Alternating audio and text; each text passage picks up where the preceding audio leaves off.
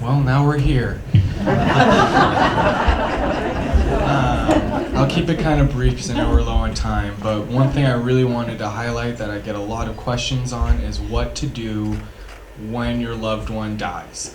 There's kind of two paths. There's a medical path where you're either on hospice and Dr. Saran and his team of nurses will come and announce the death at the home. The idea is that you go home on hospice, and then they will call the mortuary of your choice or chapel by the sea and come in and get you. It's kind of the most straightforward hospice deaths.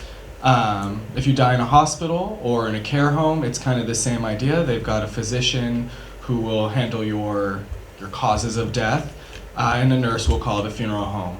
On the coast, they kind of default to chapel by the sea because it takes so long for anyone from inland to get to the coast, and we don't have a morgue in our hospital or care facilities.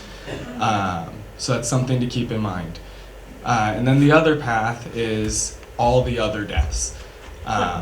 So if you pass away at home or out and about or anything that's not medically supervised, the path is the sheriff's. Now, that can mean even if you're 99 years old, everyone knows you're going to be dying soon, but you don't have any hospice care, you're not going to the hospital, there's no primary physician who's actively at your house to declare your death, you need to call the sheriff's office. And this is knowledge to pass to the community at large because it's a big misconception that people have. And part of that is that when the sheriff is dispatched, they will automatically call Chapel by the Sea every time because we are the coastal morgue. At that time, we're not performing as a funeral home, but as the coroner's morgue. The following day, we get it sorted out with your doctors. We see if Dr. Apfel's seen you, or Dr. Byrne or Gold, or some of the other doctors who deal with senior citizens and things like that. If so, then they'll take up the death certificate from there. If not, that is when it is up to the county. It is the county's legal responsibility to come up with the cause of death, and they do that through medical examination or an autopsy. So it's very important to stay up to date with your doctors. You don't necessarily have to pass away in a hospital or anything. The sheriffs can come out and declare your death, and then if you're staying actively involved with your doctor, your primary physician, we'll get it sorted out. We'll be able to determine how you passed away. If not, then you do run the risk of having the county take care of it, which in my experience, most families do not want their family members to be autopsied when they're 99 years old. Another thing I wanted to bounce off of is how important the Advanced Healthcare Directive is. As pretty much everyone has said, that is the only way that you can declare who you want to take care of your final arrangements.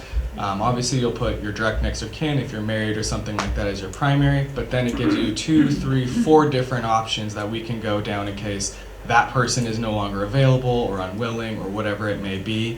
If you do not have an Advanced Healthcare Directive, we have a very strict line of kinship that we must follow.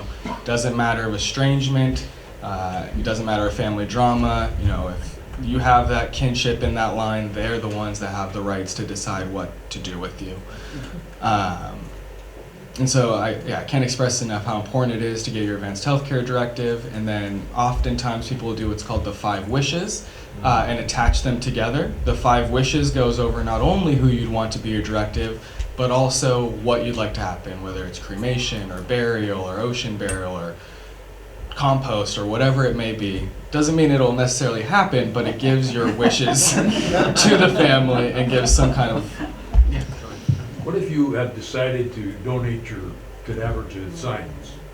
Yeah, that's a great question. That's something you want to get ahead of. You definitely want to go through whatever school you may want to donate yourself to well beyond. If your family member wants to donate your family, like, he's always wanted to be donated, it's not going to really happen.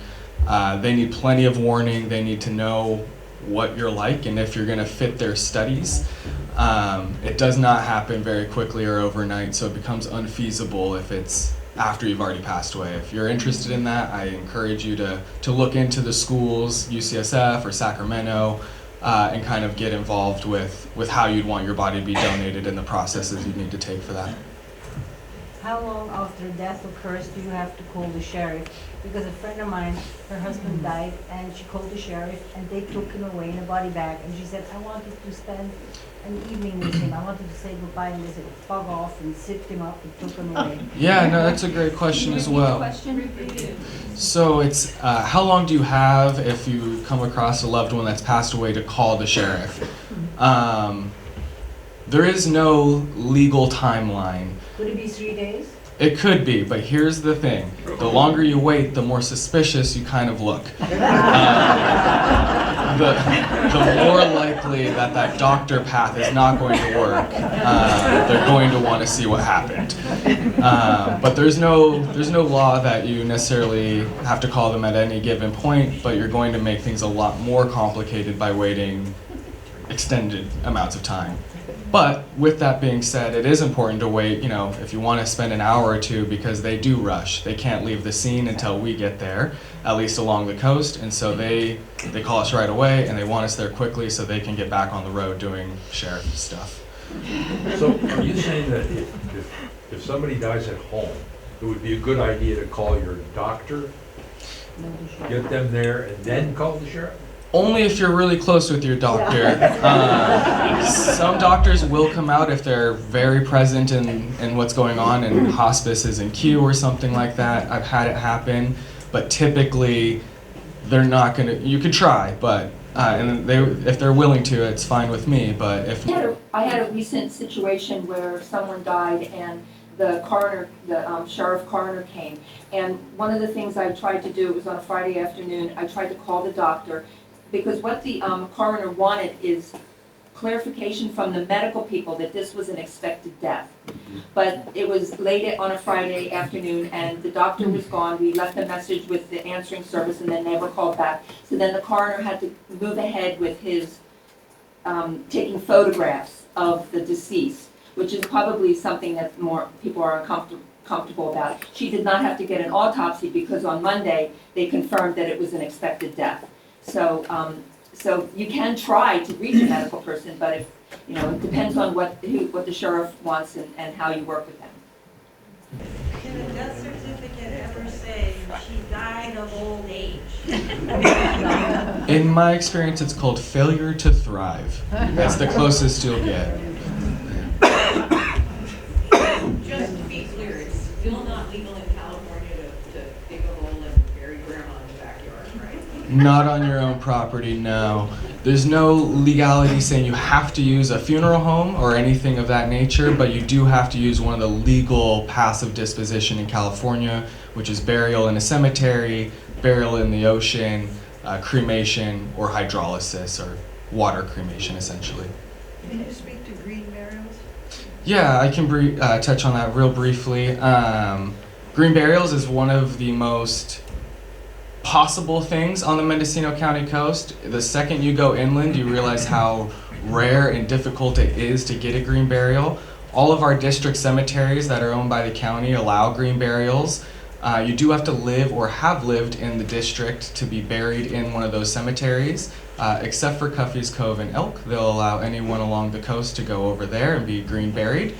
And then the other option would be the full body burial at sea. That is considered a green burial, and perhaps even a bit greener than going down in a casket or something like that, even if it is green. And then there's composting up in Washington that we've contracted with a funeral home up there for. That is another green path that can be taken. Okay, you'll have more time to talk with him individually there, so the lunch people are putting pressure on me, so that's one of the things that I wanted to say about the grief group is that everyone grieves differently. For every person, there's their own personal grief path. And for the way that they, whether it's a partner or a sibling or a friend, it brings up all kinds of things. I have shared with people that one of the things I've noticed about grief is that when you come into the grief group and you're thinking about grieving about your loved one that's lost, what happens is the door opens for all the unresolved things in your life that you've never faced. And I think that happens probably in other trauma situations as well. You know, when the door opens, there are many things that we don't express and deal with. And so it's just an opportunity, not just to grieve for the person, but also for these other things that may come up that have been unresolved in your life, to take a look at them. And so, as I said earlier, there are as many ways to grieve as there are people in the room. And one of the things that we have as an option is we have a handout. And actually we have 12. And people can pick them up and take them with them, work on them at home. They can bring them back and ask questions about what did they really mean about writing a letter to my one that's passed away. Or, you know, these handouts are, they include readings, they include some suggested tasks such as journaling or writing a letter to your loved one who's gone. They have many, many different topics that they cover throughout these 12 different handouts that we have. And of course we have a list of books that that we would suggest that someone read if they're interested in that. Some people want to delve into it and do something, and some people just need to sit on the couch. And honestly, I work with people wherever they're coming from, you know, what's working for them, what isn't working for them. And one of the things that I really try and stress is how important self-care is. Because when you've gone through a loss, often you'll experience what we call grief brain, where your brain just, I don't know if any of you have experienced this, but my brain just wouldn't work the way it used to. I'd set my keys down in the fruit bowl or some goofy thing that I would never normally do. And you know, I'd like to say that that goes away in a certain amount of time, but it depends on the person. And it depends on the situation. And so it's challenging. We're here to support your journey through your grief. And hopefully you are finding a way to be able to create a life that works for you. And part of that self-care I often suggest is write down things that you can do for yourself that make you feel really nurtured, that make you feel really cared for, even if it's just a hot bubble bath. And then take a look at that list and make sure that you are doing those things for yourself in order to, you may have relied on your loved one before to interact with you for communication. Well, now it's your turn to call somebody up and invite them to lunch, in case they don't. I've had friends from grief group who say, you know, if I don't call the other person to ask them to meet me, then I don't hear from them. And I try and gently say, take responsibility for your needs. I know it's not always easy, but it's important. And we really try and support people every step of the way as they go through their grieving process. I do want to say that in addition to the money that the Bischoff grant committee has donated to us for this, they said, we've got extra money. Is there anything else that's really missing? And Teresa, this is going to make you cry, because I said, you know what? We can't find each other anymore. We who are in the business, we don't know who does what. We're not sure, like if we happen to have a person, like one time you meet with one attorney, that's the attorney you relate to. But you know all the other ones, and the other one's the social services. Right, Teresa? That's right. That's right, you can't find each other. And so we have like people at the food bank who are volunteers who, people come in and clearly they need clothing, or they're like, something happened and they're traumatized, or they don't know about Project Sanctuary, they don't know about the Cancer Resource Center, they don't know.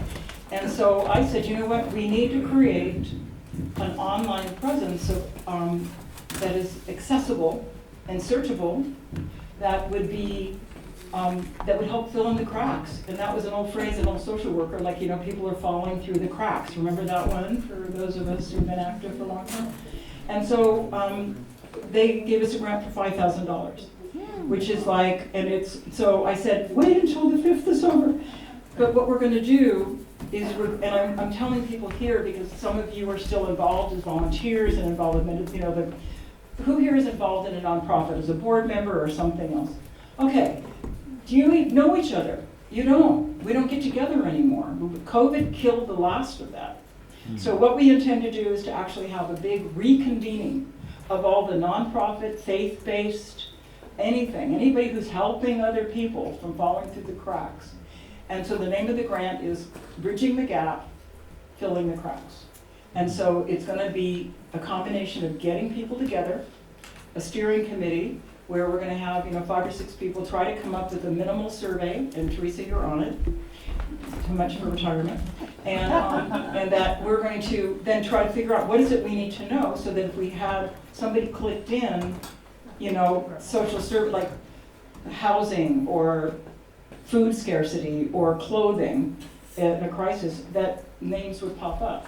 Because there's an organization called Women with Bows, you know, like the bows and arrows, and it's for it's a Native American group of women who go out to any individual or community, even out of state, who's had a natural disaster or some kind of, you know, floods or, you know, whatever, or major storms or fires, and they will go. I mean, there's like little tiny niches. How do we find each other? So this is going to be very exciting. So that's the next thing Friends of Health is going to be leading the way on. And we have enough money, we're hiring it, so we don't have to do it all. Good. I'm learning to delegate. Although it was fun carrying chairs again, I got my steps in. So the purpose of today is to, I want these people to go, this is the question I heard the most, or this is something that I keep getting over and over again, or I forgot to say. You guys get to say, what about? But I have a special guest because we left over from, that sounds terrible. When we did the dilemmas of dementia, one of the things that Nancy Powers Stone, Monica, was on our panel as a part of the caregiving. And she said there's going to be classes that are going to be helping the caregivers and people dealing with the issues of dementia and maybe more. So Monica, do you want to come up and just speak to this and share? Because this is really an important program. Sure. How's the sound? Good. So this is a really exciting class. We actually have someone who is a specialist in dementia and caregiving issues. Her name is Alexis Glidewell. She'll be here physically at this in this space on May 17th. It's a Saturday. It's in 6 hours. It's from 9 a.m. to 3 p.m. and you do need to register. So if you're helping someone informally, not necessarily paid, although you know there could be a paid arrangement as well, but especially if you're a family member or loved one, you can benefit from this workshop. But we ask for a $20 donation, but that can be waived. And if you need support, like if you're caregiving and need someone to stay with your loved one so you can attend, we do have respite, which is a grant you don't have to pay back to get in-home care. So reach out to me. I'm Monica Rashidska, and I'm a family consultant. I'm also a Master's of Social Work student at Cal Poly Humboldt. So I'm doing my internship through Redwood, but I've worked at Redwood for 4.5 years as well.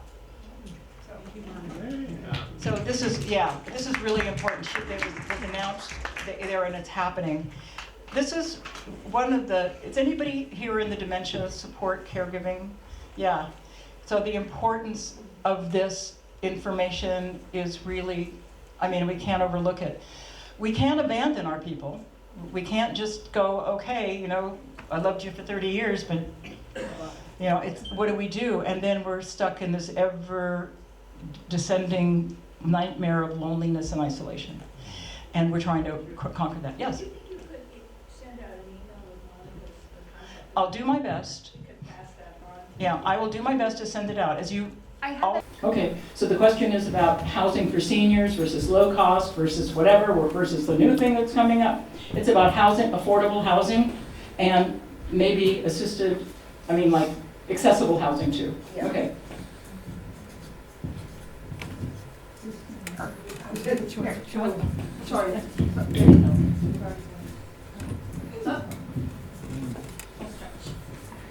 So,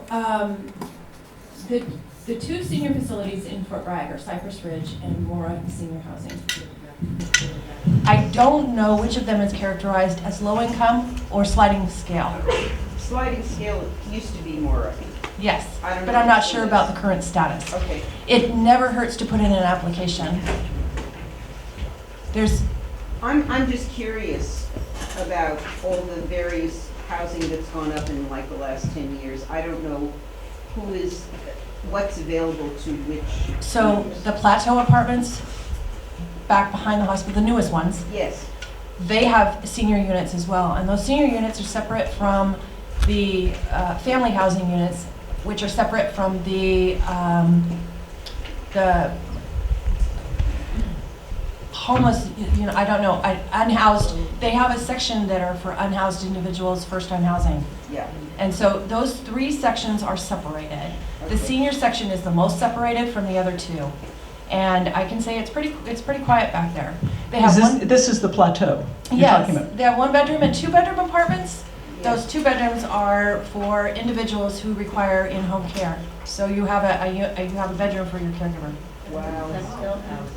Okay. Yes, and then the Cypress Apartments are like, we call them, at my work, we call them the Skittles, because they're all the different colors by the police Yes. department. And those are for who? Those are characterized for anybody. I think they're low income. I think they prioritize anyone with a mental illness. You have Duncan Place across the street from there. Cypress Ridge, which is back behind the hospital, as well as on the hospital side across from, back behind the emergency room. Those are senior housing units specifically. What about Walnut? Walnut is for any, there aren't restrictions for Walnut, although they are low-income apartments. Okay, good. Any other questions? You talked about before, I'm sorry if you can't hear me, but, I can hear you. about trying to get housing that's not legally rentable now, get it rented, be able to have it rented. I've had experience with that as a landlord, and I found a way to do it. But it would be nice to find a way. Is somebody working on that now that we could join? So the question is about the iffy status, legal status about housing, or people who are renting a place that maybe Illegal. isn't legal. Right. Paul, do you have any comments about this? You don't have any? Okay. You were starting to do some research on this. So I don't mean to call you out, but I do know that this is a topic that is coming up, and it's a legal issue, in part the planning commission and the rest of it. It's always a risk. If somebody if I call I think my neighbor's renting their trailer to somebody, they will go out and check. But I'll tell you what, there are meth houses where children are, left unattended that are not being examined because nobody's turning them in. So it's a very weird system right now, and housing is such a critical issue, not just for nurses. So, I okay. just want to help to get it going. Yeah, okay, good. I think maybe we're going to have a committee for housing, looking at housing. That would be great. The Grassroots Institute has a committee on housing. Jerry Morrissey is leading that up. And it's the Board of Supervisors, our Board of Supervisors, has been, let's pull the table. Our Board of Supervisors has been pretty much unaware of the tragedy that's happening with the wood butcher houses that were built in the 70s by 20-year-olds who are now in their 70s and 80s, who raised their families, protected this community for 50 years, fought the extraction communities, fought for environmental protection, fought for keeping this place beautiful, and now the building department is red tagging their homes that they've lived in for 50 years, raised their children, served on boards of school boards and all kinds of other things. And we have to stop that. It is an administrative dilemma that people are currently organizing to protest against and to appear before the board of directors. What was the name of the person who's kind of leading that up? Her name is Jerry Morisky, but the Grassroots Institute is who you want to contact relative to that. Okay, great. And there has to be a powerful protest. Anybody else have any questions for the panel? Yeah? The Meals on Wheels, the Meals that are Delivered program, is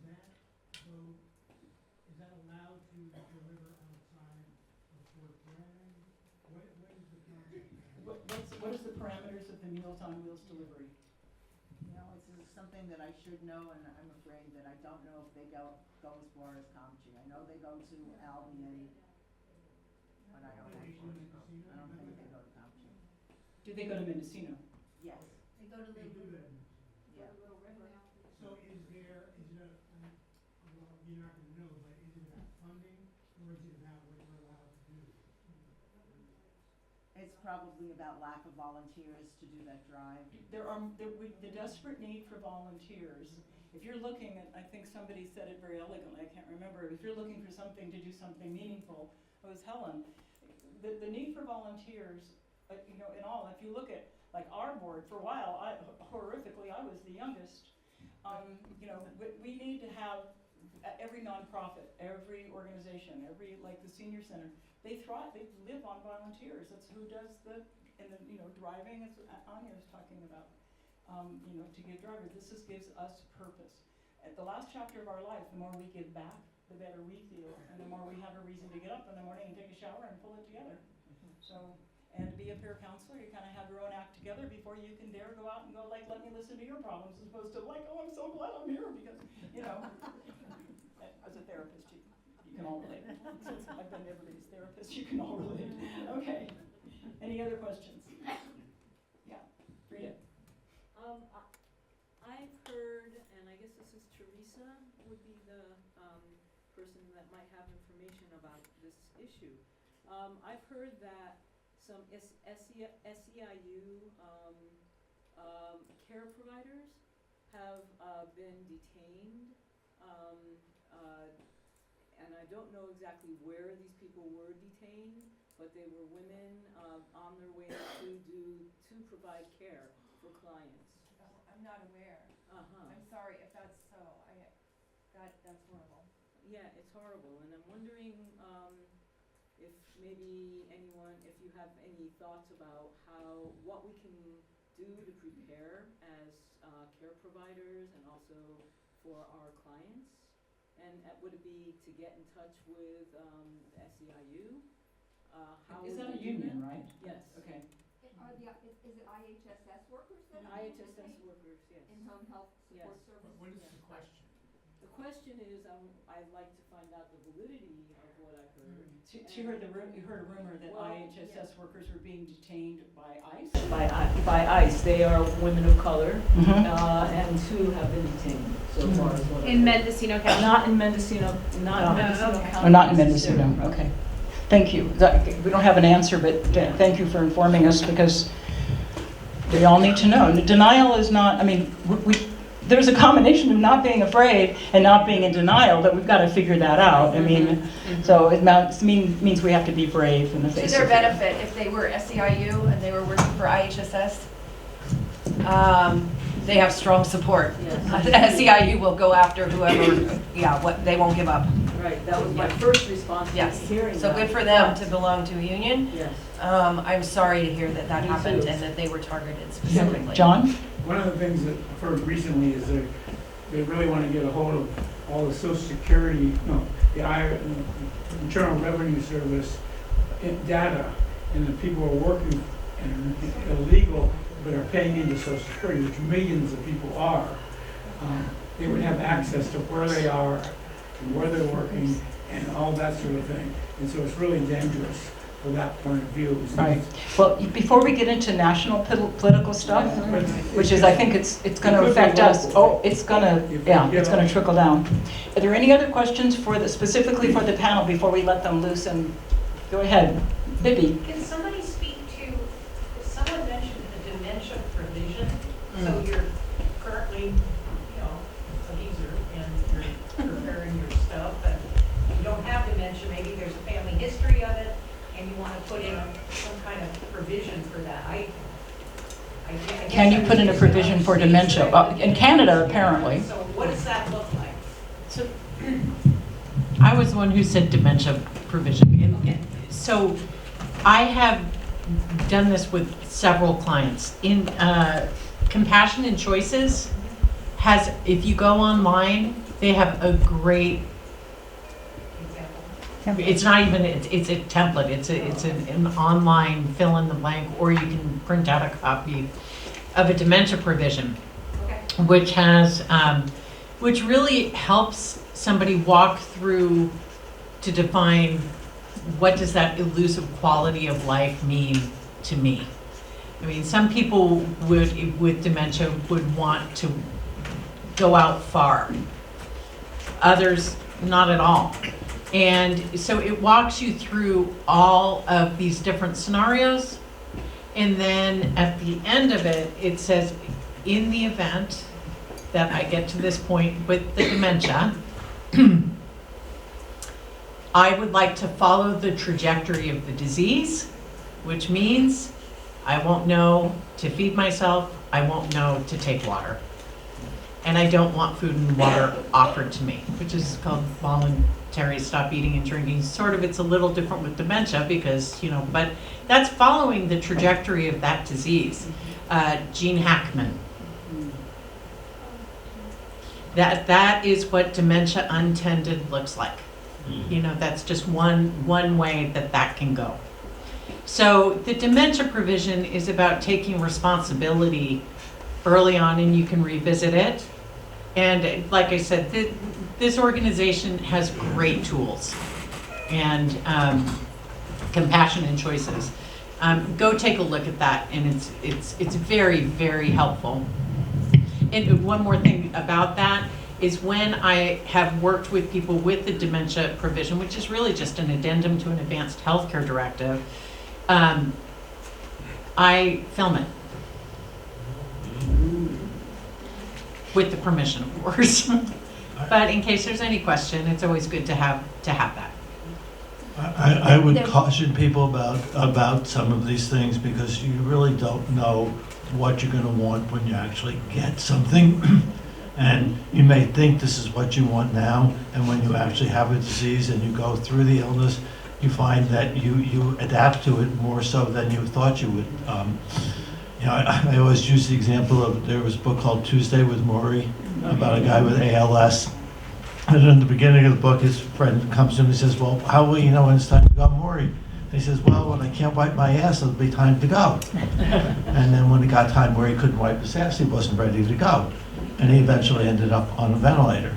So, trying to make decisions about hypotheticals in the future is very risky.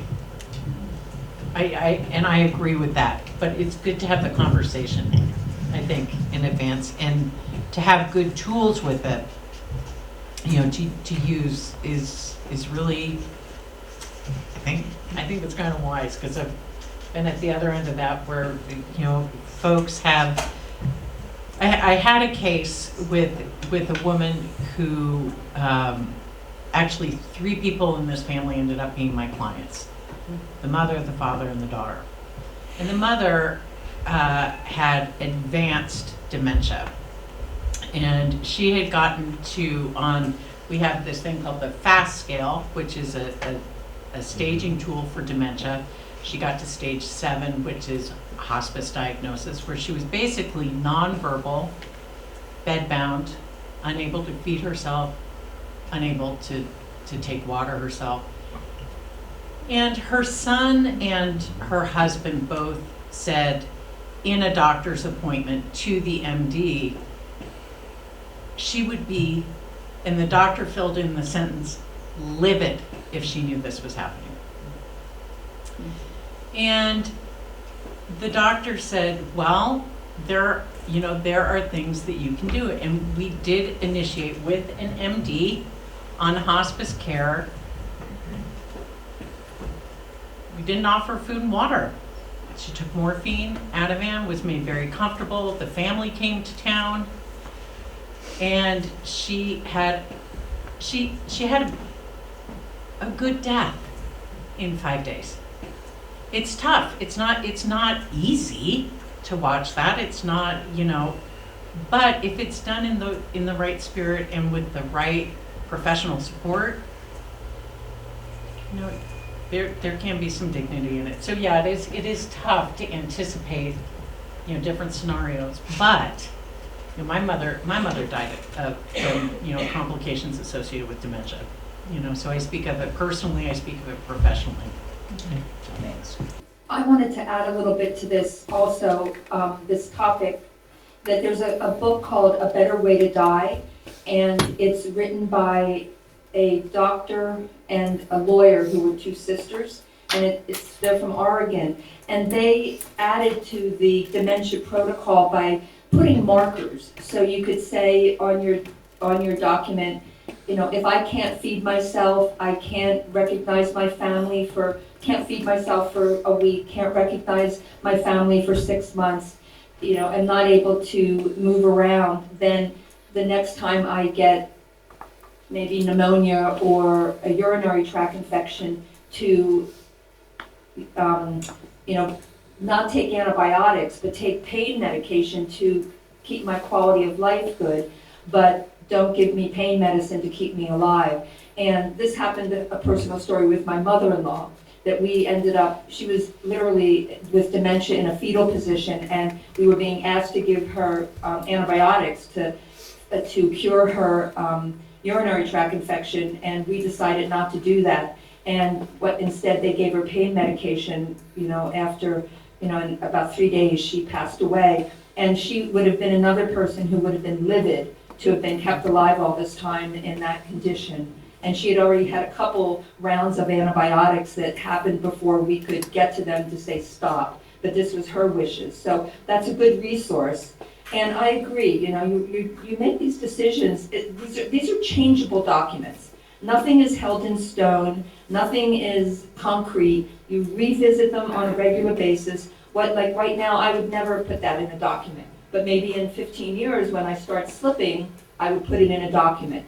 But you just really, you make the documents appropriate to where you are now, and you keep checking back with them. And that's the best way to handle any of this end of life stuff, is just keep revisiting it. We hear stories of other people's experiences.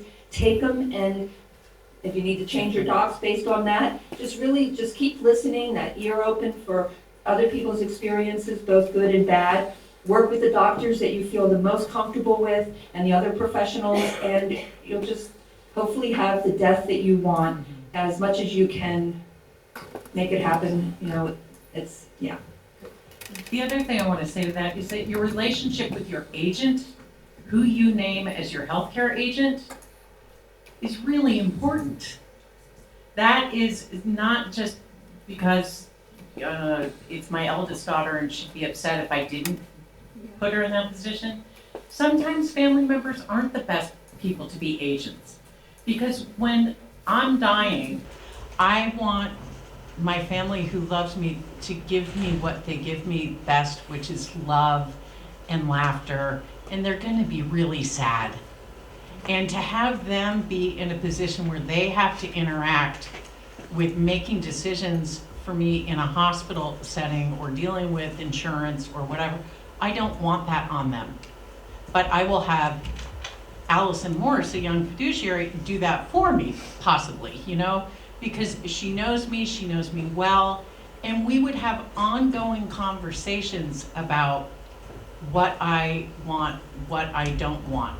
It's a relationship. So your agent, you should have a great relationship with that agent who knows your fluid life, what is going on with you. It shouldn't be a surprise when you land in the hospital. It's like, oh, I named this person 15 years ago. I wonder if they're still, you know, which happens. So, Okay, so I'd like to move on to some other topics, because this one is very rich and deep, but I really would like to know what else you guys heard, or that you want to say, that maybe questions that came up to you when you were at the small tables, or that occurred to you later, or the idea of where do some of the changes that we need to see or to make happen. A lot of questions about funerals, a lot of questions about cremation, about can I get my own box, can I do, you know, what can I do? There's a level of how much can I handle myself on that level, and I think anything else that we want to know about. Oh, I want to know about hospice. Are you having any volunteers? Are volunteers going out as far as you know? Not at this point. You know, we're still sort of embryonic. Right. Because I had a long conversation with Trudy Miller, and Trudy Miller is at Adventist Health, 459-1818, I think. Is that right? Okay. And she opposingly was taking names and signing people up and having them go through the drug testing and all of TB testing and all of the other stuff. So I just wanted to find out from you if you've heard, because I heard from her a couple months ago that or even a month ago, that they were definitely wanting to get volunteers. So I wanted to put that out. Nothing you know about? Well, that's my understanding, but we don't have any volunteers at this moment. Okay, all right. So they were wanting to sign them up in case, maybe? People were asking us, that's why. Yeah, it's a plan. It's a plan, okay, thank you. Okay, so who wants to start sharing some stuff that you I have can? a follow-up on this question. Okay. So you have people on the coast, though, as hospice patients at this point in time? Yes, we have a capacity for 12 patients, and we're full. And you're full. And we have 10 people on the waiting list. Wow. Good to know, thank you. That's why we need another nurse. Okay, good to know. Just one. Yes. I just had a clarification from Seth that maybe you could, I have a donor thing on my license and I asked him about that and wanted to clarify that.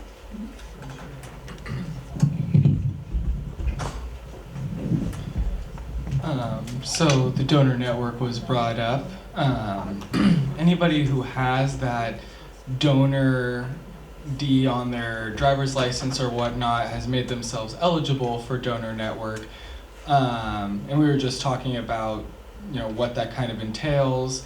And one, you know, they'll reach out after the death to the hospital and directly to the family to see, you know, if you want to donate organs or skin or whatnot to the donor network. One thing that is a misconception, though, is that while you donate to the donor network itself is a private, corporation that is spread out throughout chapters in California.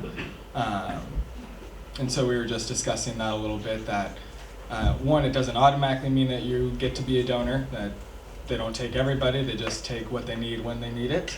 And that it's not a pure donation. You're donating to the private industry, and then the industry then flips your organs or whatever you've donated to those that can afford it. Okay, anything else you want to say? We just had recently, in the last 6 months, we had an organ donation in Ukiah where they came up and got the organ, and that's the first one I've ever heard of in this county, so I don't think it's very common up here. Yeah, Chapel by the Sea specifically is for skin. We've been, that's our funeral home's thing for the donor network, is they do skin harvesting from the coast. Anything else you want to talk about since you have the microphone, that questions that came up or other? Sure. The burial at sea came up a few times out during lunch, and so I wanted to maybe clarify a little bit on that. That it is two different things. There's scattering of your cremated remains at sea, and then there's the option for your full body to be buried at sea. One of 4 locations in California that can do that, and it all rests upon the depth of the water within a reasonable distance from the coast. So we have a shelf here off the Mendocino coast that is 1,300 feet, plenty deep, and it's about 7 nautical miles out. So that's what allows us to do it here out of our harbor. So that came up a little bit, and in my opinion is still our greenest option as far as our abilities here on the coast for green burial. It's a unique option, but it's also, I think, the greenest. In a full body burial at sea, does the body go into a box, or is it wrapped in a sheet, or how does it go over? Yeah, so it can either be in a casket or it can be in a shroud with a weighted system. We use an iron board. So people are put into a shroud and then chained to an iron board, and that is what gives us weight, and then released to the ocean. One thing I want to suggest Yeah. to people, if you're older, is to get a pre-planned or prepaid funeral or cremation, and have that done. The funeral home will put the funds, you can talk about it more, but I talk about it because it's something that I suggest clients do. Put the funds in an insurance policy, and those, you could use that anywhere in the United States, is my understanding. Not overseas necessarily, unless you pay maybe extra money. But that's a great way. The funeral home, when they do this, they'll collect all the information that goes on a death certificate, except the reason for your death and the date. But they'll have all that. It makes the process for your loved ones go really easy, and it also, I think, locks the price in place. So if you die 10 years from now, I think you might have to pay the cost of you will have to pay the cost of the death certificates that go up from time to time, but the price gets locked in place from my understanding. So I don't know, Seth, if you want to talk more about that, but that's a great contribution to your loved ones. Yeah, funeral pre-planning does lock your price, including the death certificates at the time. So if you pay for 5 death certificates today and then they go up in 20 years, you're still guaranteed for those 5. Your family wouldn't be charged any extra. And it does come with a couple other benefits, mainly that it saves your family the stress and heartache when the time does come. But it also allows for payment plans to be set up in more reasonable, personable amounts for individuals, opposed to having to come up with all of the money all at once when you haven't pre-planned. So yeah, Maggie's definitely right that if you do pre-plan, if you have the ability to, it offers flexibility, and then it protects your family down the road. And the insurance can, like she said, be transferred. So if you end up moving out of the state, you just bring your policy with you and take it to another funeral home, and then they'll do the work for you. What happens if you don't have any money? What if the family doesn't have their shop that's more than they have? What happens to people if they can't afford it? Yeah, it's actually a really sad thing that's happened in Mendocino County. We used to have a program through the county that helped families in need through a loan program where they would pay the funeral home a payment, and then the family would pay the county back in lump sums.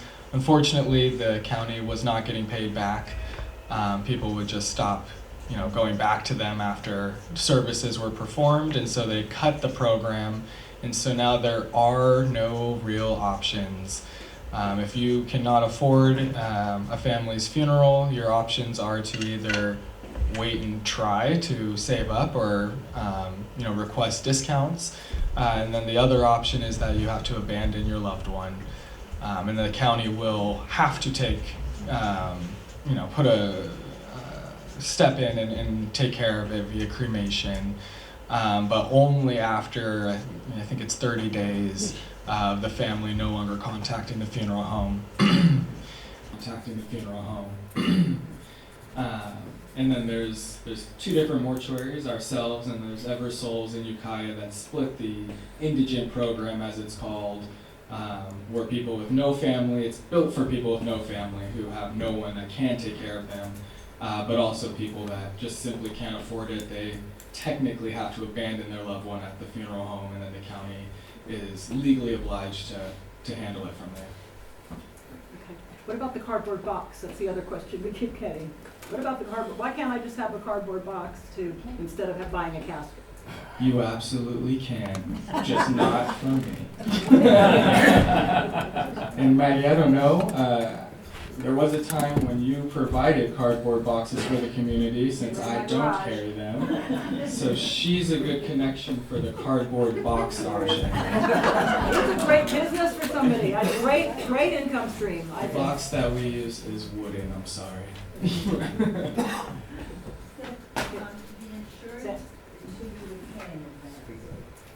Yeah, so you would pay the insurance in advance, either through payment plans or all at once, and then with that, it gets guaranteed. You get a packet in the mail, and then we get an identical packet. When you pass away, we simply call the insurance company or whatever mortuary you've ended up at, and then they collect payment that's been guaranteed from the time of payment. At the funeral home, we now have Amber, who has her pre-need insurance license. She's a funeral director that works with me. So she's who does it in our office, and then other funeral homes have their own representatives.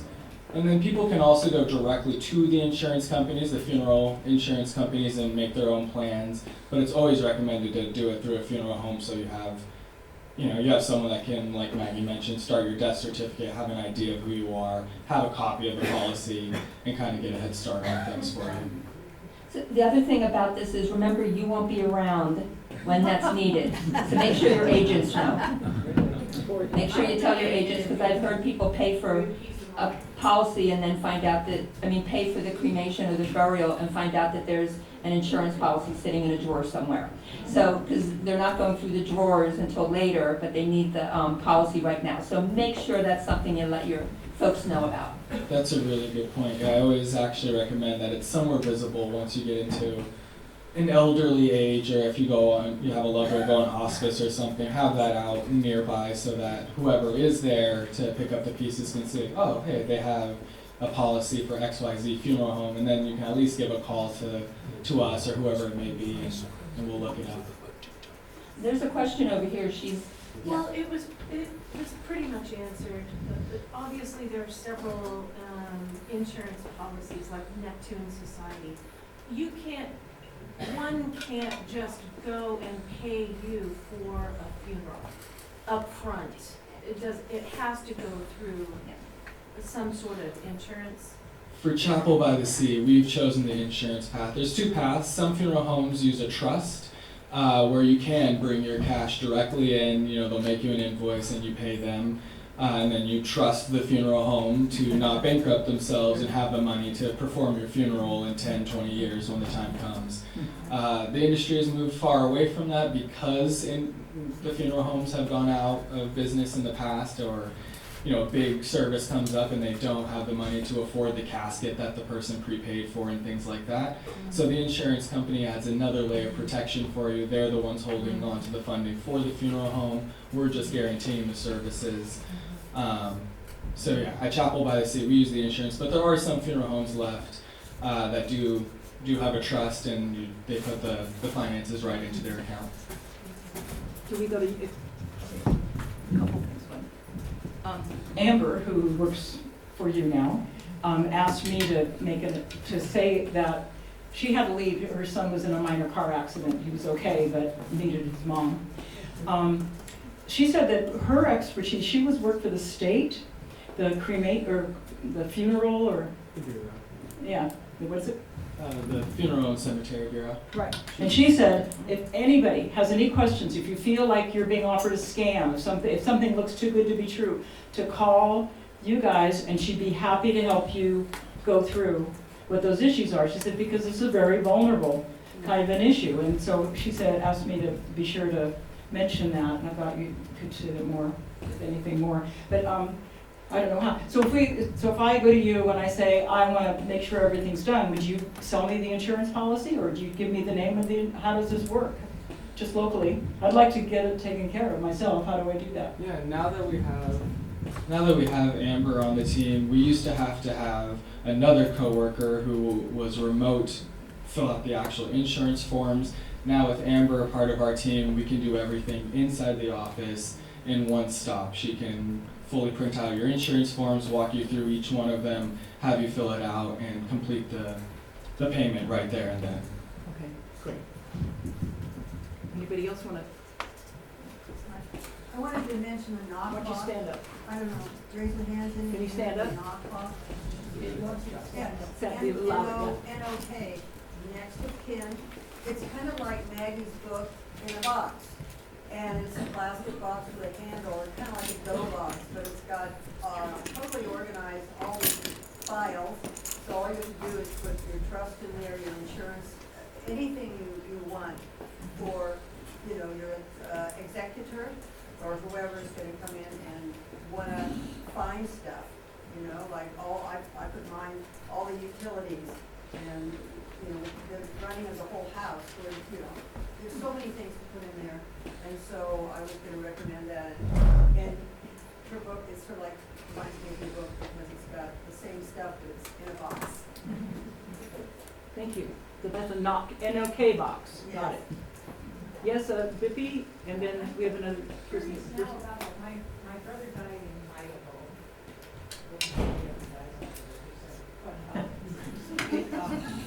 They did contact me and 2 people got to see because Lee died, so it was a horrible death.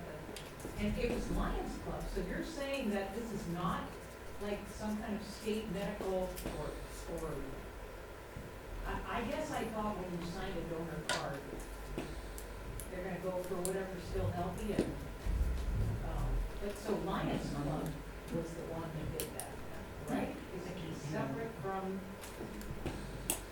I guess I sort of don't get it now. About the donor Yeah. issue, the fact that her 2 people, they sent me the thing saying, here's who got his corneas, but, and so 2 people got to restore their sight, 2 separate people. But I guess that's just the Lions Club that's handling all of that for corneas? And this was in Idaho? Yeah. I have no knowledge on how Idaho donor networks work. I just have the networks for California, and specifically Northern California. It could be that they're set up for corneas. Like I said, each region in California has its own thing that they do. Each funeral home that's signed up with the donor networks here. So you guys don't generally do more than one thing? It's just... At least not Chapel by the Sea. Our distance is too far for any like live organs or anything like, or not live organs, but for any organ transplants or anything. The only thing that they're able to take from people on the coast is skin donations. We have another question? Yes. Go ahead. So, back to the making arrangements. Speak up.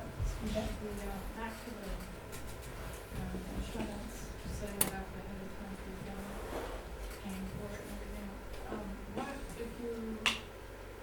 What if you decide to, what if you're out of the country, or you've moved out of the country? What happens? Yeah, so if you've moved out of the country, and kind of what happens if you've already got insurance, is that kind of what we're wondering? So there's really only one path that I'm aware of right now, and that's to cancel your insurance policy and be refunded, and then use your funds for the state that you're in, the country that you're in. The other path is that you can add on to your insurance like a travel portion to wherever you pass away, you're guaranteed to be brought back home. Now that really only makes true sense if you're planning on being physically buried somewhere, because you have to be here to be buried. If you're cremation, then I would probably recommend, at the time to your family, whoever's left, to cash out of the policy and use the funds to just pay for the cremation in whatever country, because they're going to have completely different laws and regulations. When it comes to getting you back here to the United States, back here to the Mendocino County coast, particularly for a burial, and we'll do it for cremation if you really want to have it done here, then it would work the same. It would be a part of your policy if you plan, like I spend 6 months of the year in Italy, but I know I want to be back here for if I happen to pass away over there, then it can be added to your policy, and then we'll do the groundwork to get you home. Right, then, one other question, not related to that, but I heard you say that you believe that the burial at sea is the most sustainable version.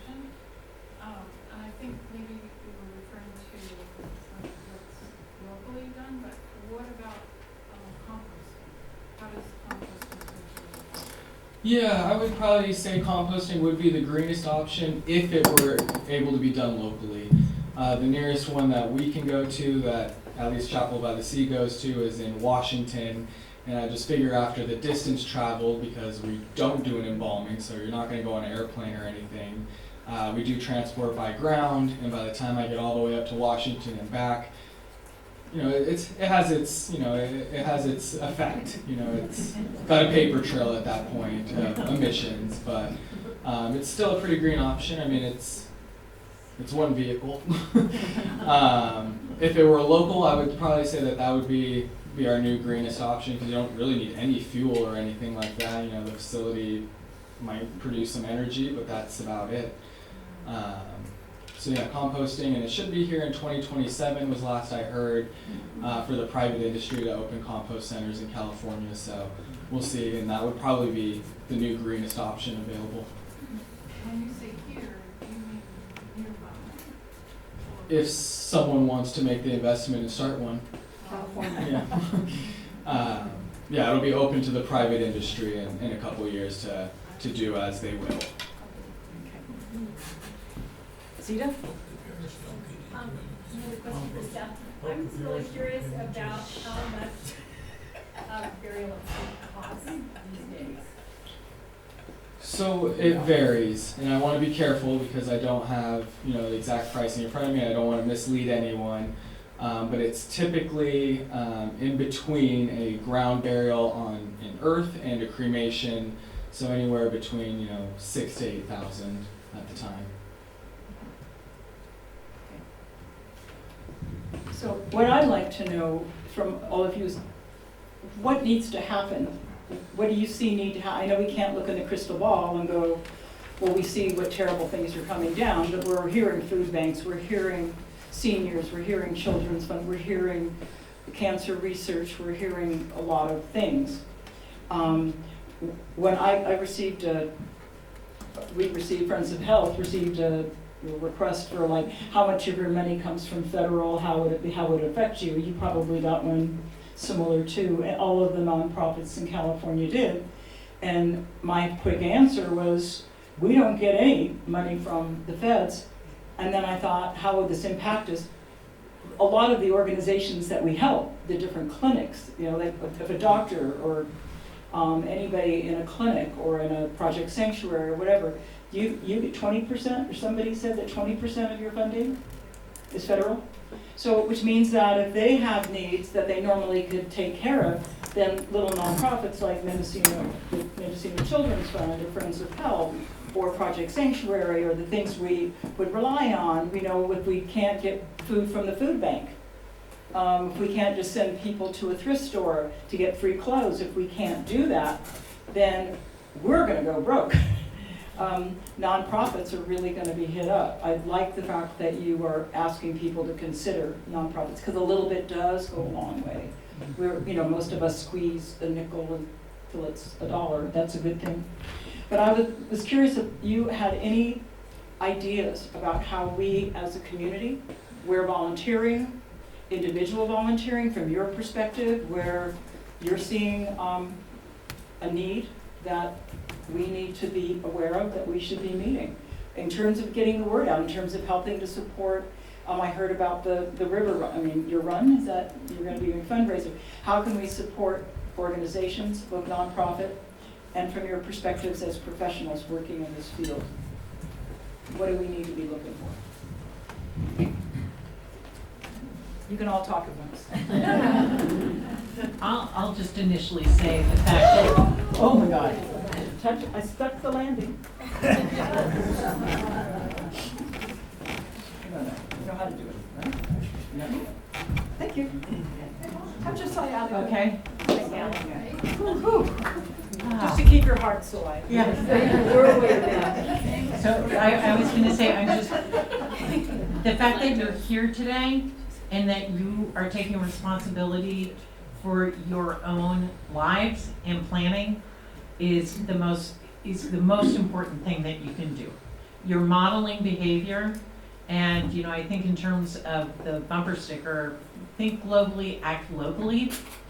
And locally is you, your life, your aging, your path to dying, is taking responsibility for that. And then once you've got that down, then pass on the word, the amount of relief from anxiety you have to your beloveds.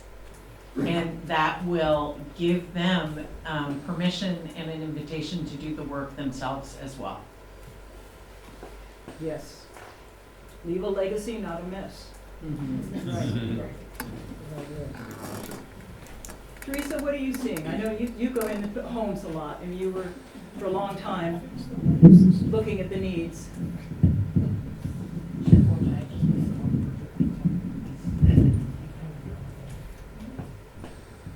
I had a learning curve there. I think that, well, here's what I know. In Mendocino County, we have 3 largest population hubs, and that being Ukiah, Fort Bragg, and Willits. Okay? And that's where the majority of the bricks and mortar service facilities are. Your senior centers, your social service offices, your, I don't know, housing departments, those things are usually there.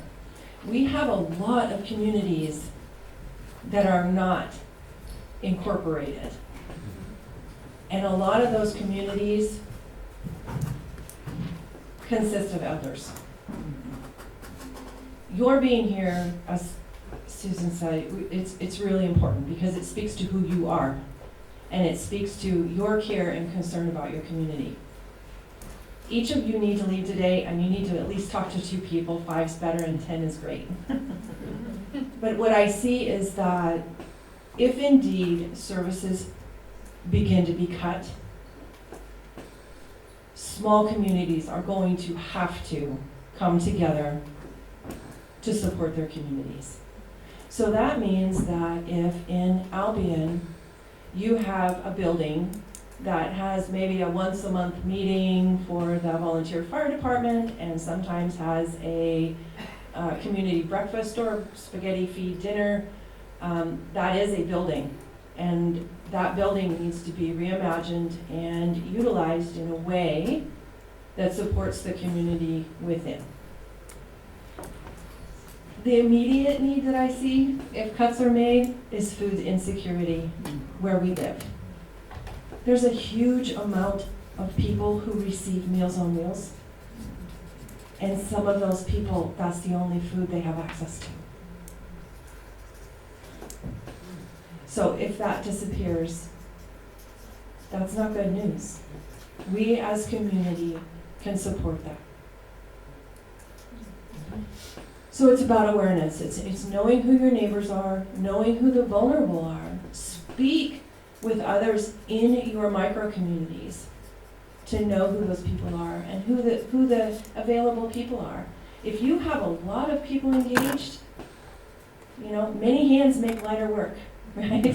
So maybe you'll have to give of your time less than you normally would if there weren't a lot of people volunteering. But I see that what's coming is that we have to support each other.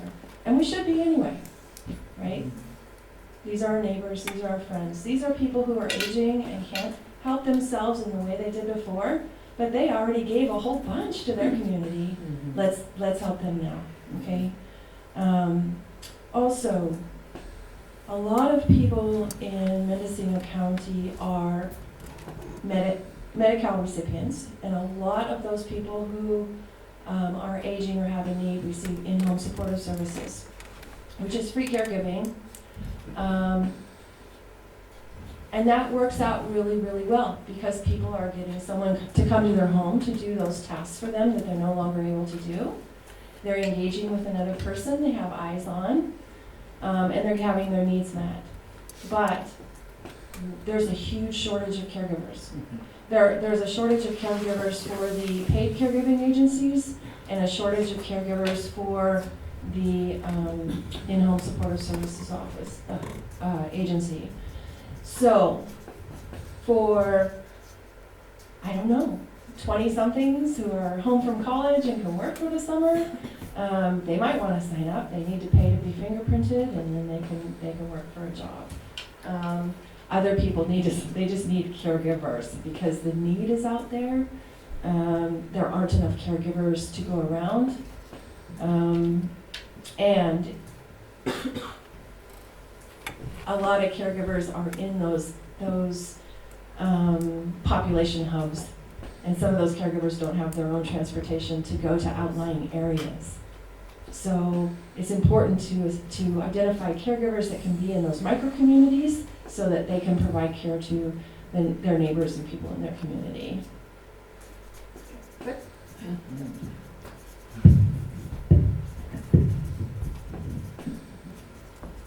Helen, what do you see between the senior center? I know that you got put on the spot here today to try to speak, but what do you sense in terms of volunteering? What specific needs for either volunteering or just needs that are not being met? The senior center can always use people to volunteer in the dining room.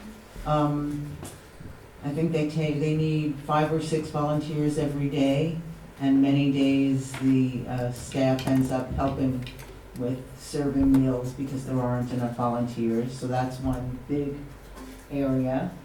But who here volunteers at the senior? Jen is not here. Where's Jen? She helps. Okay. Yeah, there you are. Okay, got 2 hands. No, I don't volunteer there anymore. Oh, you don't? No. Oh, I thought you did. You just eat there. Okay. Okay, so go ahead. So they always need volunteers at all the different programs. If the money is not paid for by the Older Americans Act through the AAA, the senior center is going to have to come up with about $250,000 annually to make up the shortfall. And honestly, although I know the board is talking about fundraising, it seems like a huge task to me.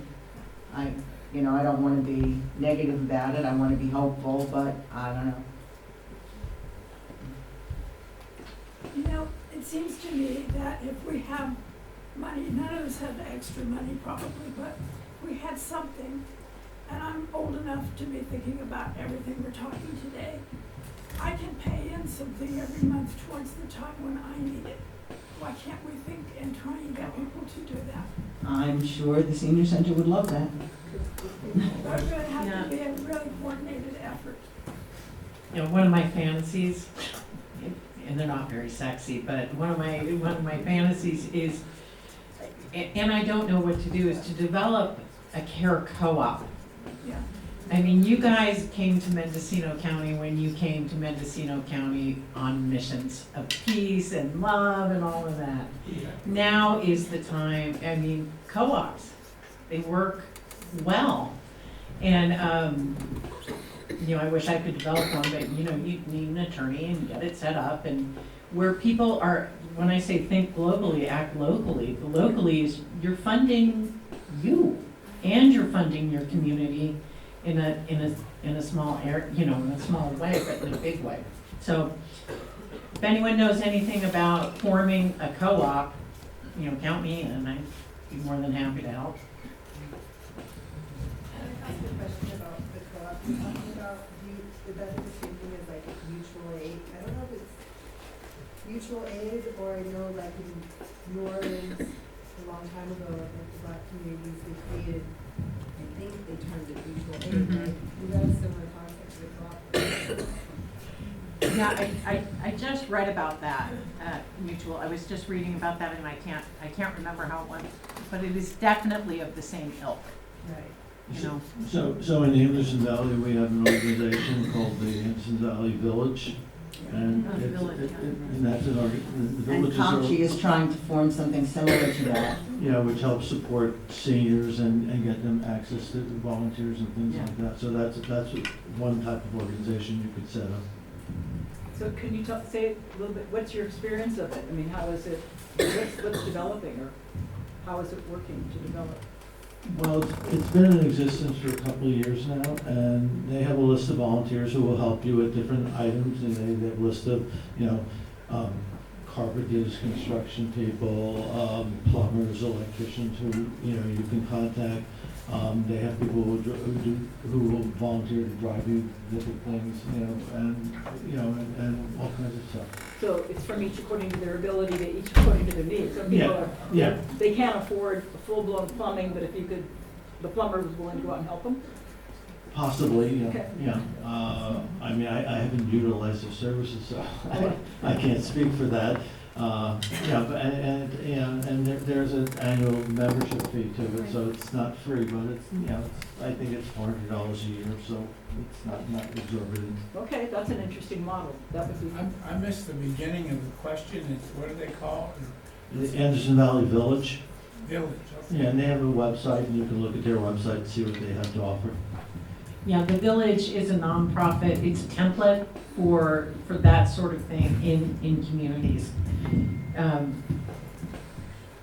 really like a network. Yeah, it is. It's more like a network. I'm talking about a little. When I say in co-op, I'm thinking of something a little more robust, like an employee-owned co-op. Like you're the employee of the co-op, but the Village is a great model. Yeah, like co-housing kind of. Yeah. So I'm definitely, my friends are, this national union is fabulous, that my friends in Berkeley are very involved in national village and of course, you know, it's networking and it's also a cultural thing. So it's not so much a financial thing, but it's available, you know, helping people stay home and have a rich life.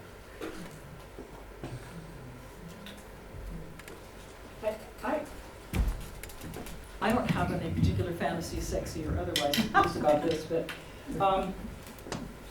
part of how do we keep in communication? I mean, you guys signed up for this, it hit, at least one of the topics hit an interest for you.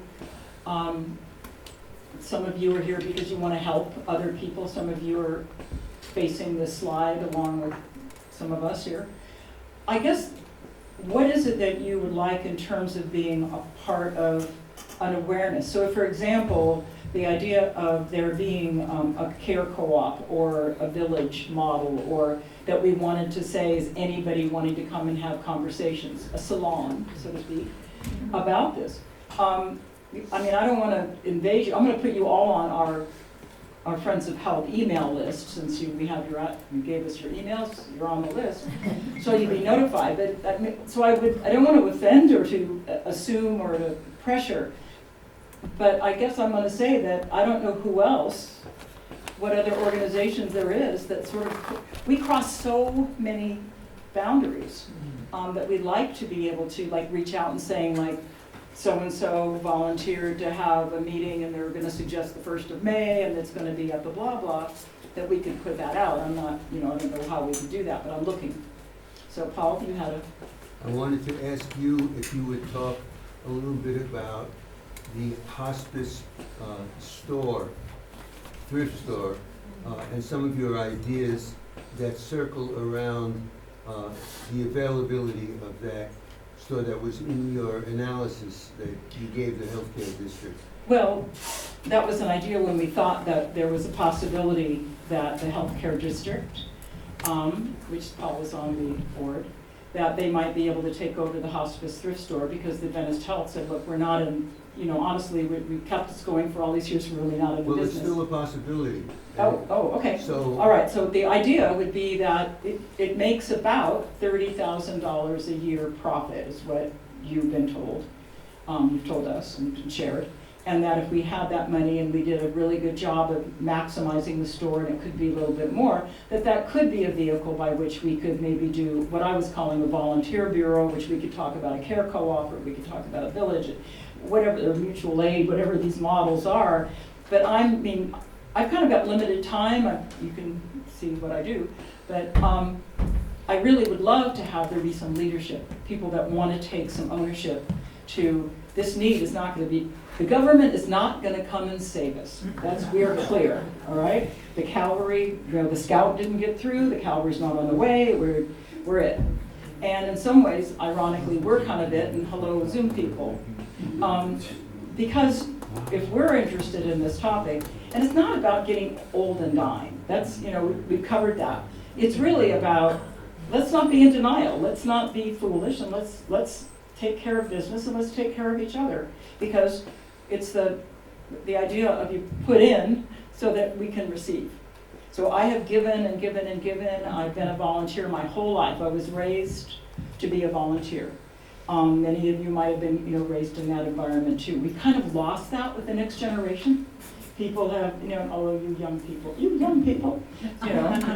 that we need more of that. So how do we encourage people, make it fun, make it interesting, to get more young people involved? Because it ain't gonna happen staring at our screens. It's just not gonna happen. So we are in a pickle. It's gonna get more and more isolated, and then people will reach out and there's nothing there. It's like all the dystopian movies we've seen or tried to avoid seeing. So that's what I'm at. So I'm just looking for anybody, if anybody's really interested in saying, I really would be actively interested in looking at how neighbors can help neighbors, whether it's isolated small community neighborhoods or the Mendo Coast, then here's a sign-up sheet. We'll just start right here. Because I would really love to see something grow from this interest. So, yeah, Jazea. Yeah, I'm very interested in that. It's just about if I have enough time in my day trying to pay my bills, and I think that's the frustrating thing for a lot of us. We want to volunteer, but it's really hard with, living in these times. And also, my thing that I keep thinking about is a way to not rebuild the wheel and use the resources, not resources, but the amazing organizations that already are, So I'm totally on board. I'll sign your list. And my hope is to not rebuild something, to support what's already happening, whatever is the biggest hub, because my impression is that we're so fractalized, and that's why so many of us don't have enough support because of hands on just a few things. Well, that's what the Bridging the Gap and Filling the Cracks grant was to address, at least on that most fragile level, was that there are existing services. There's, I think the Seventh-day Adventist has a clothing closet. I understand that the Latter-day Saints do stuff for disaster, that, different places do different things. And the Evergreen Methodist Church feeds Saturday the people who are hungry. And they have a little bit of a durable medical equipment closet. We have been funding and supporting durable medical equipment for a long time, and it's through the hospice thrift store has been where it's been located, but it's been the Friends of Health has been taking responsibility for that. So good used equipment is available for free or very little money, just a donation. We've kept that going. That's just one of those things, and many people even might have you break a leg, you do something, you go get it's been great. If we couldn't afford that, if that program goes south, Friends of Health will be broken about a year because we can't afford all new equipment. That's an example. Jim. The chat has suggested that the panelists repeat the question. Okay. That was asked because. All right. So one of the questions was, thank you, was let's not reinvent the wheel. But who's doing what is hard to nail down, particularly when we're disparate as we are. So anyway, I just think that without having to exhaust ourselves or overcommit or be the only one, as an individual, what are you good at? What could you do? I'm really intrigued with the Mendocino Village model or how that might be a part of a care co-op system. So, hey, anybody else have any? Go ahead.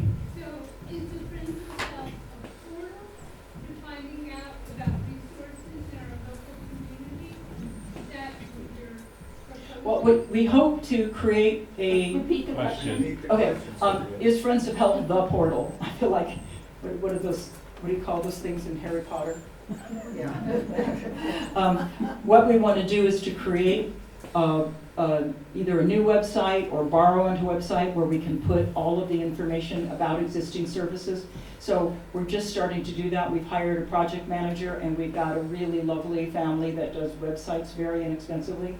And so as soon as we start gathering the information for all of the, not just nonprofits, but clinics and governmental services, we can take and pull that together. And that would be available. DIY, do it yourself. I'm involved in 2 things. And I co-facilitate a support group with a psychotherapist for people who live with chronic health conditions, and it's a Zoom, monthly Zoom. And we've been doing it for about 2.5 years, free.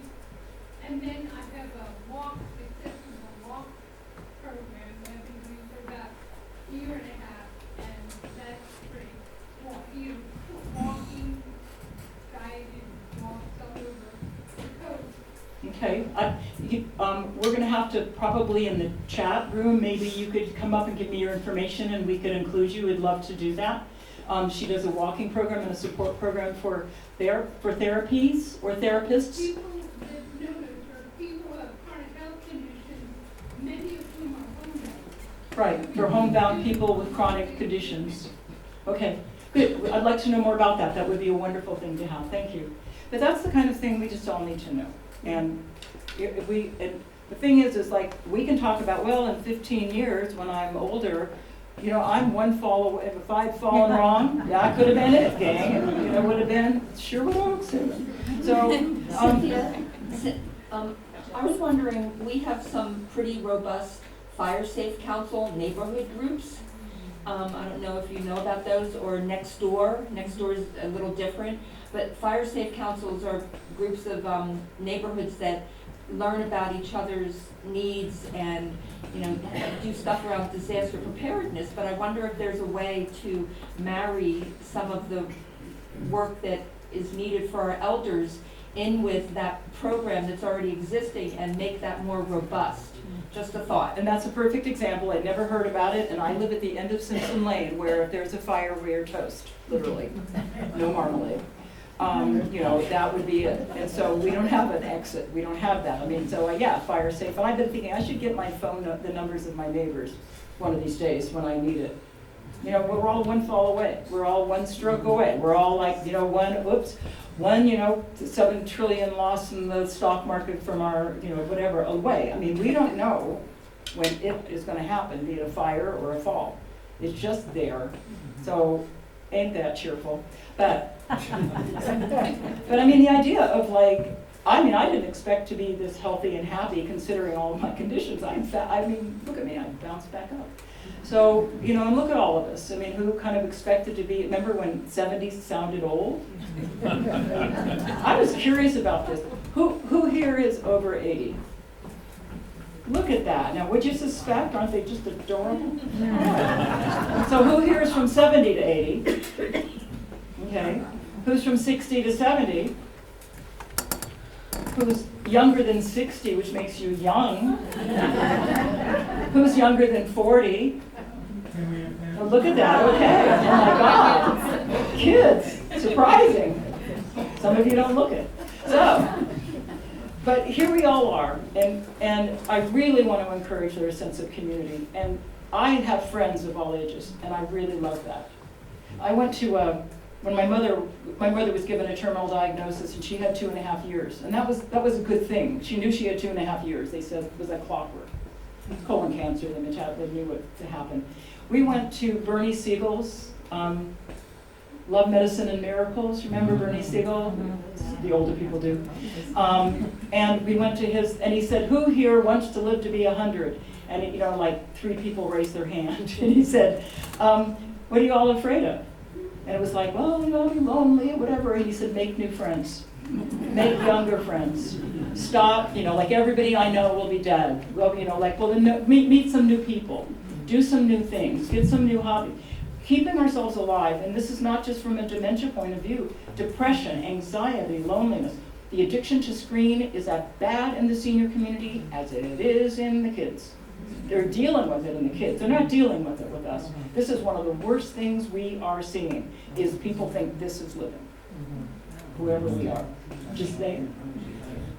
I just want to put this other piece of the pot, which is that, you know, what I feel is that we're missing a center, and I feel like that's in most communities and places, especially in the States. In Europe and some other places, especially blue zones, like they have a center. And I think I don't know how attainable it is in the ways that we live, but I just think the center is the place, and I think the Grange was that in agricultural communities. You know, I know there's a talk of a cannery which has ideas of center, but just a center. I think churches used to be that. Faith-based of anything used to be that. Right. You know, we used to have that. And it's like, we're not going to go back. We need to go forward. And I love like-mindedness. I love the fact that the galleries in, you know, Mendocino and Fort Bragg communicate with each other, and that other businesses care about. I want to get this back with the nonprofits. We used to get together and, you know, talk about that. But we're going to do that again because we need each other. So all of that. So I just want to say, a shout out to, let's not give up. As long as we have energy and clarity, whatever our age, however young you are, we need you, okay? One thing that has been coming up with me lately are people coming up to my office, showing up, is technology, the requirements for technology. I had a woman come to my office 2 weeks ago, and she said, you know, I had fraud on my Capital One card apparently, and I called them and I have auto pay set up on, you know, on everything through this card, and they turned it off.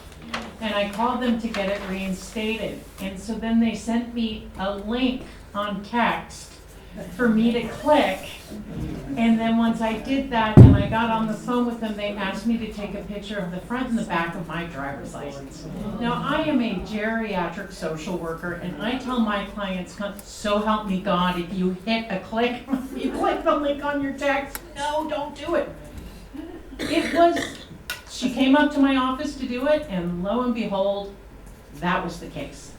And I had to sit, I mean, it was like, I had the opportunity to sit with her for 2 hours to get through this reality of a key part of her financial existence and her safety.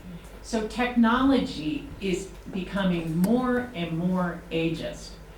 Medical, you know, hospitals and medical practices are requiring elders to sign up for portals. The folks come to my office and it's like, I don't know how to work this portal thing. But I've got to get my blood work. And so I take the time, absolutely, when people come up to my office to sit with them and to respect them and to try to teach. But I also have to accept, why should this person have to learn to do this particular BS at this point in their life?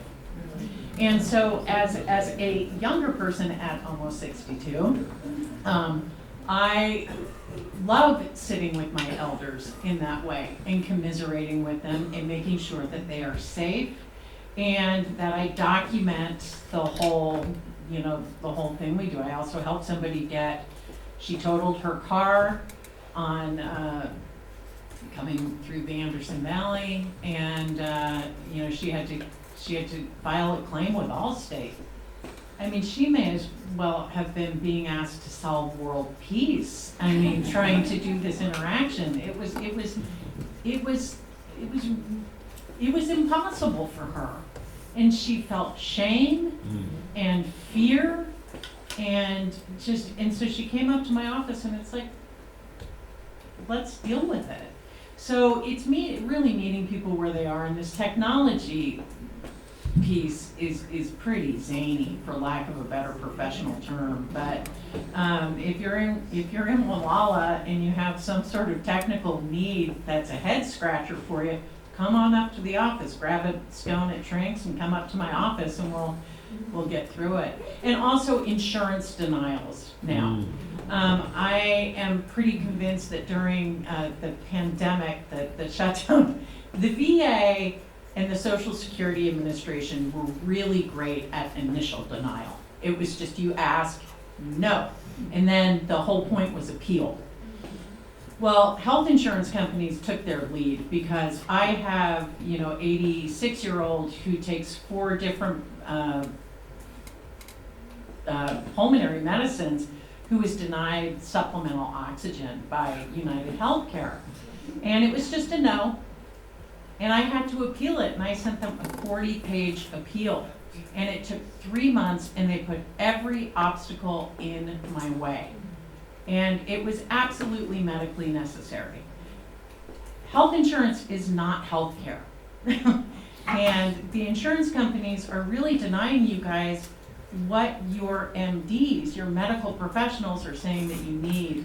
And so advocacy in that regard too is finding somebody who is willing to sit with you when you get a denial and appeal. That is protest, appeal. The discharges from the hospital, the administrations in the hospitals want folks out fast. It's not like it used to be when we were younger. And if there is a discharge from the hospital, that is not safe. You don't have care at home. You don't have the ability to take care of it. You say no, and you appeal it through the system that is there, which is Medicare right now. So take my card. If you ever come up against something that is just, you feel like you're really diminished in the face of power. Insurance companies are powerful. Technology companies are powerful. Hospital administrations are powerful. Call me. I'll try to find somebody to sit beside you and do it. Are you saying that if you're in the ER and you feel like you cannot go home safely, you have nobody to take care of you, or your caregiver is not able to take care of you, you just refuse to go home? The emergency department is a different animal. Robin, can you speak to that? I've heard that for sometimes hospice where people, they need to do that. I'd love to hear from the ED doc. Well, first of all, it's not the administrators that are saying get out of the hospital, it's the insurance companies. Yes. They are driving that. But yeah, right. Right. But the administrators want to get paid. Well, true, and Medi-Cal and even Medicare doesn't pay for the cost of healthcare. Right, absolutely not. So given that, things are obviously tight because we don't want to lose money. And the hospitals have lost a lot of money in the last couple of years. I mean, some estimates are half the hospitals lost money in the last several years. So that being said, a common thing does happen. You come to the emergency room, oh, I can't go home. Well, I sometimes think of the emergency room as the everything room where we can solve every problem. Well, we can't. To admit someone to the hospital, you have to find an identifiable medical reason, which we work around the system trying to achieve that. But it's difficult. Absolutely. And then if you do admit someone, you've got the same problem. We're supposed to have people out by 4 days as a critical access hospital. That's the rule. And we're monitored on that. And so then it becomes a problem. How do you get the patient out? Where are they going to go? Skilled nursing facility? Maybe. Absolutely. I mean, it's a real dilemma. The system is broken. Absolutely. And so the emergency department isn't really what I'm talking about after admission to the hospital, those 4 days. Right. And this is where in planning, right, in planning,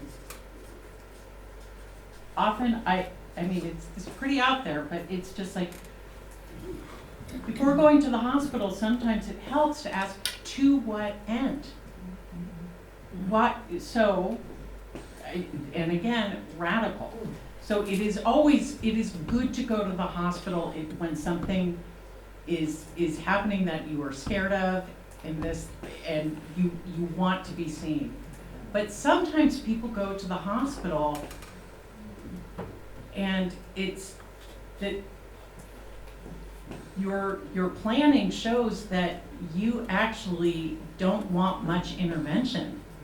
And then you go into the hospital and interventions happen that you might not want, that make your discharge very difficult, and sometimes the only choice is to go to skilled nursing.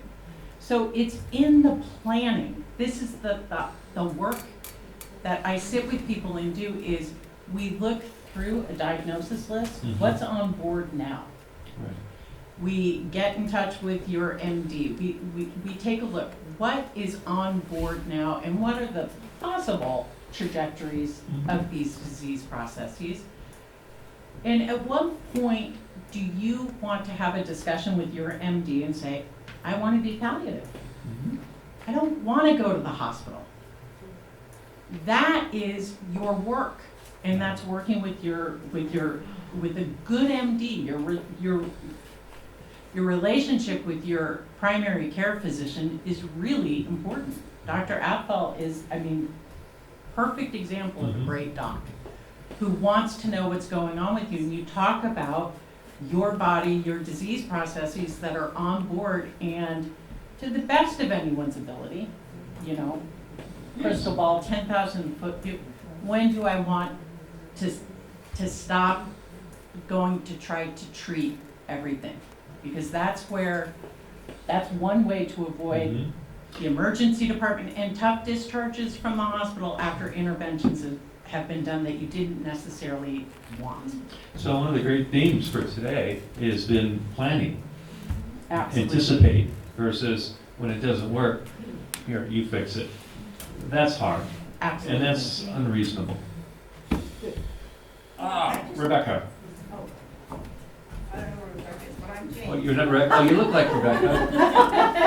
I just want to give a book recommendation that nobody, well, you guys will want to read this. I've been telling you for 3 years. It's Elderhood by Louise Aronson.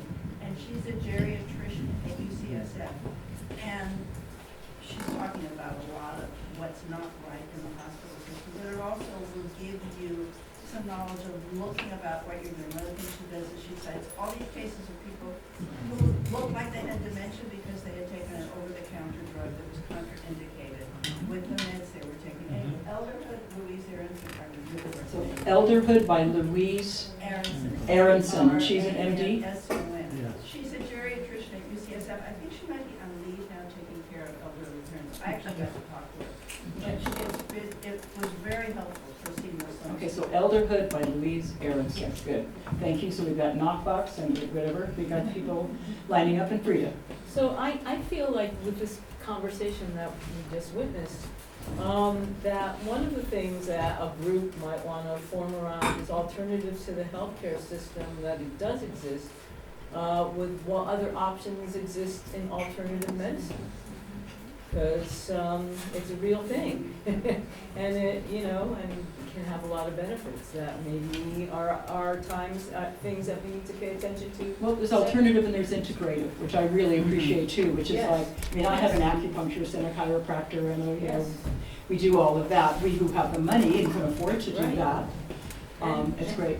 And sometimes though, it's information that we have as people who have lived lives that we can share with each other that does offer some help with situations that people are in. That's right. So that's good. So there's a lot of knowledge. Affinity groups. Good. Remember those?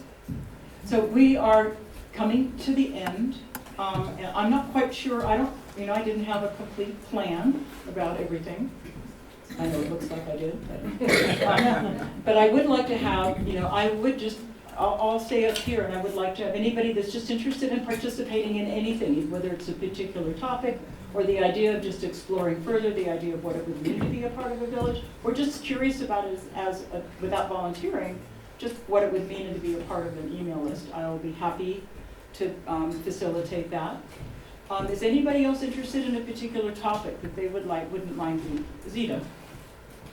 I just want to say thank you so much. Yes, absolutely. Even though this was a very chipper conversation. I find you all so heroic and amazing, and I thank you so much. But you know what? I would like to change the subject. Good. I just got a report that the demonstration in Fort Bragg was 1,700 to 2,000.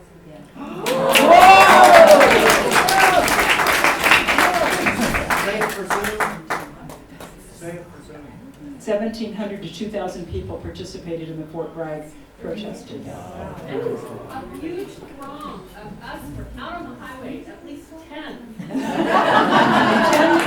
that came right from this organization. Trump must have got to know. For sure. And then the other report was that it was like people as far as the eye could see in Washington. Yay! People as far as the eye can see in Washington. I know, that's good. I'm looking forward to good news, the good news. So this has been great. Is there anything else first of all, thank you. I talked to everyone of you individually and you came here and you did amazing. Thank you.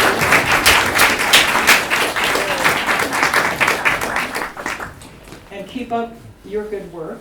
And if there's any way that we all could be helpful, or Friends of Health specifically, we could be a go-through or a flow-through, the portal, and that we could have think there was a fancier name for it, but I can't think of it anyway. But Horseshock, no. What's it called? Come on, some Harry Potter things. Come on. What do they call this? Anyway, so anybody else, anything you want to say? There you go. Anything, is there anything else you want to say just to the crowd or to whoever? Each one of you? You're all done? You're all got to run you out? Okay. Thank you for organizing this. Yeah. Yes, thank you.